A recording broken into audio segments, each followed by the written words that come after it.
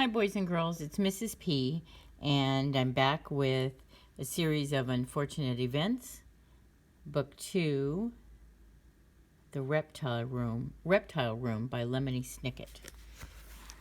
So we are on chapter 10, and we only have like this much left. So next week's the end of school, so we need to hurry up. Chapter 10. When you were very small, perhaps someone read to you the insipid story. The word insipid here means not worth reading to someone, of the boy who cried wolf. A very dull boy, you may remember, cried wolf when there was no wolf, and the gullible villagers ran to rescue him only to find the whole wolf thing was a joke. And then he cried wolf when it wasn't a joke. And the villagers didn't come running, and the boy was eaten, and the story, thank goodness, was over.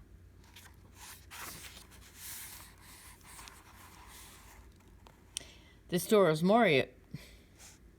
Okay, I didn't say that right at all. The story's moral, of course, ought to be, never live somewhere where wolves are running around loose. But whoever read you the story probably told you that the moral was not to lie. That is an absurd moral, for you and I both know that sometimes not only is it good to lie, it is necessary to lie. For example, it was perfectly appropriate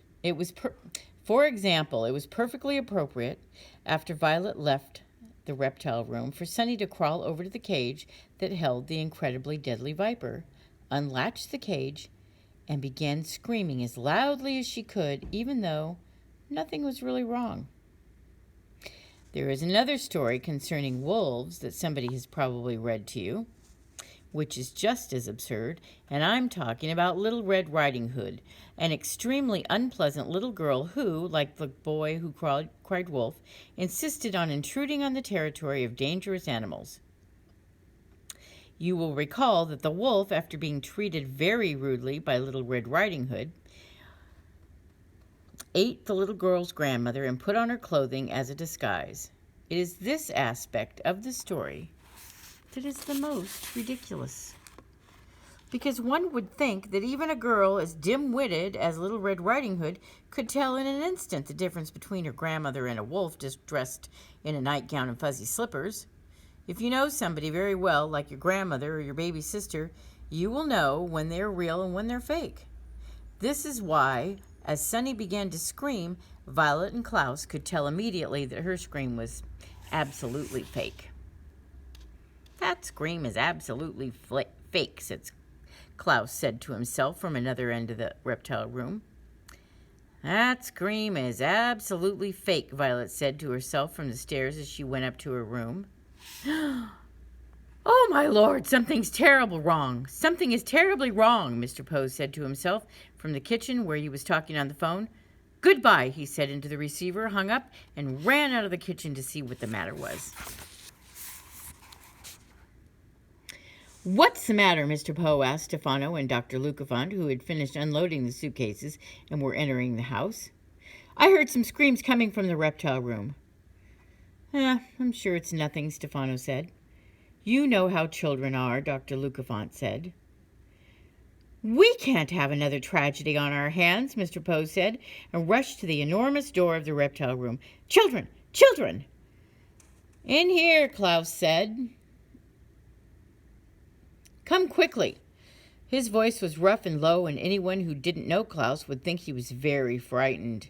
But if you did know Klaus, however, you would know that when he was very frightened, his voice became tense and squeaky, as it did when he discovered Uncle Monty's body. His voice became rough and low when he was trying not to laugh. It is a very good thing that Klaus managed not to laugh as Mr. Poe, Stefano, and Dr. Lucafont came into the reptile room. It would have spoiled everything. Sunny was lying down on the marble floor, her tiny arms and legs waving wildly as if she were trying to swim. Her facial expression was what made Klaus want to chuckle. Sunny's mouth was wide open, showing her 4 sharp teeth. Okay. and her eyes were blinking rapidly. She was trying to appear to be very frightened, and if you didn't know Sunny, it would have seemed genuine. But Klaus did know Sunny, and knew that when she was very frightened, her face grew all puckered and silent, as it did when Stefano had threatened to cut off one of her toes. Good goodness. To anyone but Klaus, Sunny looked as if she were very frightened.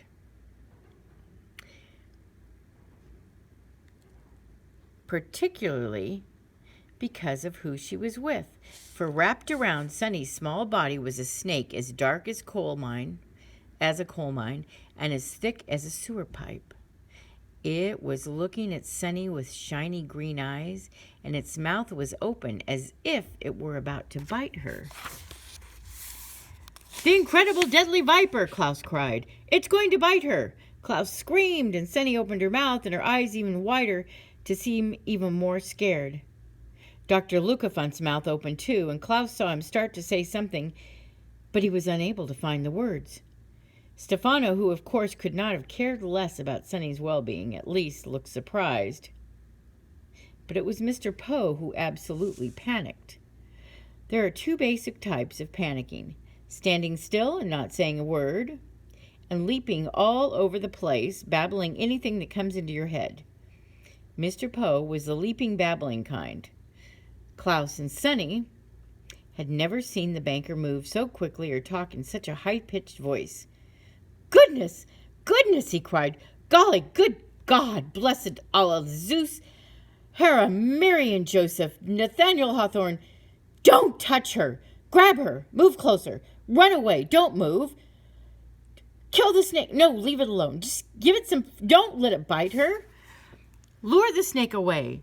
Here, Snaky! Here, Snaky, Snaky!"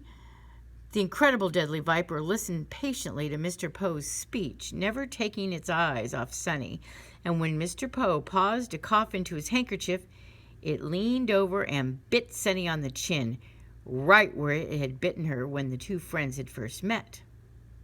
Klaus tried not to grin, but Dr. Lucafont gasped, Stefano stared, and Mr. Poe began leaping and babbling again. "Oh! It's bitten her!" he cried. "It bit her! It bited her! Calm down! Get moving! Call an ambulance! Call the police! Call a scientist! Call my wife! This is terrible! This is awful! This is ghastly! This is phantasmagorical! This is nothing to worry about," Stefano interrupted smoothly. "What do you mean, nothing to worry about?" Mr. Poe asked incredulously. "Sunny was just bitten by... What's the name of the snake, Klaus?" The incredible deadly viper, Klaus answered promptly. "The incredible deadly viper," Mr. Poe repeated, pointing to the snake as it held onto Sunny's chin with its teeth. Sunny gave another fake shriek of fear. "How can you say it's nothing to worry about?" "Because the incredibly deadly viper is completely harmless," Stefano said. "Calm yourself, Poe. The snake's name is a misnomer that Dr. Montgomery created for his own amusement." "Are you sure?" Mr. Poe asked. His voice got a little lower, and he moved a bit more slowly as he began to calm down. "Of course I'm sure," Stefano said, and Klaus recognized a look on his face he remembered from living at Count Olaf's. It was a look of sheer vanity, a word which here means Count Olaf thinking he's the most incredible person who ever lived. And when the Baudelaire orphans had been under Olaf's care, he had often acted this way, always happy to show off his skills, whether he was on stage with his atrocious theater company or up in his tower room making nasty plans. Stefano smiled and continued to speak to Mr. Poe, eager to show off. "The snake is perfectly harmless, friendly even. I read up on the incredibly deadly viper and many other snakes in the library section of the reptile room, as well as Dr. Montgomery's private papers." Dr. Lucafont cleared his throat. Boss," he said, Don't interrupt me, Dr. Lucafont, Stefano said. I studied the books on all the major species. I looked carefully at sketches and charts. I took careful notes. Darn it, sorry. And looked them over each night before I went to sleep. If I may say so, I consider myself to be quite the expert on snakes. Aha! Sunny cried, disentangling herself from the incredibly deadly viper. Sunny! You're unharmed, Poe cried. Aha! Sunny cried again, pointing at Stefano. The incredible deadly viper blinked its green eyes triumphantly. Mr. Poe looked at Klaus, puzzled. What does your sister mean by aha? He said. Klaus sighed. He felt sometimes as if he spent half of his life explaining things to Mr. Poe. By aha, he said, she means 1 minute. Stefano claims he knows nothing about snakes, and the next he claims he's an expert. By aha, she means Stefano has been lying to us. By aha, she means we finally exposed his dishonesty to you. By aha, she means aha. Okay, so we've been at this for 11 minutes and 23 seconds. So in a couple of days, I'll do chapter 11.